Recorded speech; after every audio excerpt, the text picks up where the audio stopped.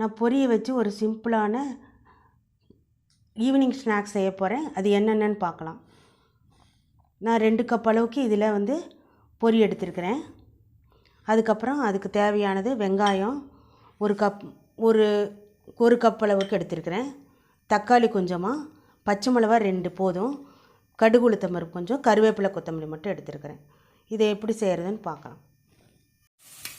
பொட்டுக்கலையை நுணுக்கி மிக்சியில் தூள் பண்ணி வச்சுருக்கிறேன். அது 2-3 ஸ்பூன் எடுத்துக்கலாம். நடக்கலையை கொஞ்சம் எடுத்து வச்சுருக்கிறேன். ஒரு பாத்திரத்தில் தண்ணி எடுத்துக்கிட்டு அதில் இந்த பொரியை போடணும். போட்டதுமே உடனே எடுத்துருங்க, ரொம்ப ஊறக்கூடாது. பொரி போட்டுட்டு உடனே புழிஞ்சு எடுத்துருங்க.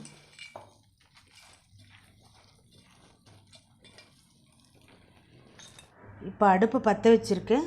வானொலி சூடாகிடுச்சு. 2 ஸ்பூன் ரீஃபைண்ட் ஆயில் ஊற்றிக்கலாம். எண்ணெய் சூடானதும் அடுப்பை சன்னம் பண்ணிக்கங்க. அடுத்ததை கடுகு கொஞ்சமாக போட்டுக்கலாம். பொரி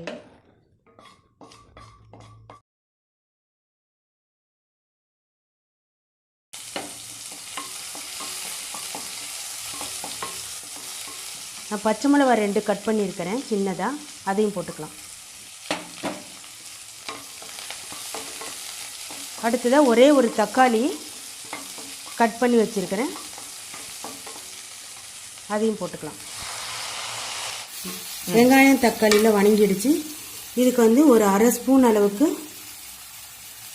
உப்பு போட்டுக்கலாம். ஏன்னா ஏற்கனவே பொரியில் உப்பு இருக்கிறதுனால உப்பு கம்மியாக போட்டுக்கலாம். இந்த அளவுக்கு போட்டுக்கலாம்.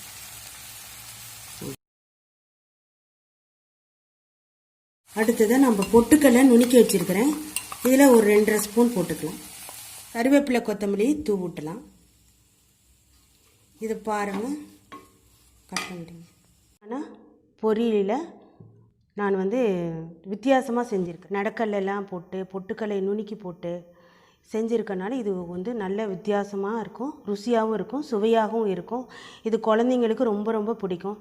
சாயந்தரத்தில் விரும்பி சாப்பிடுவாங்க.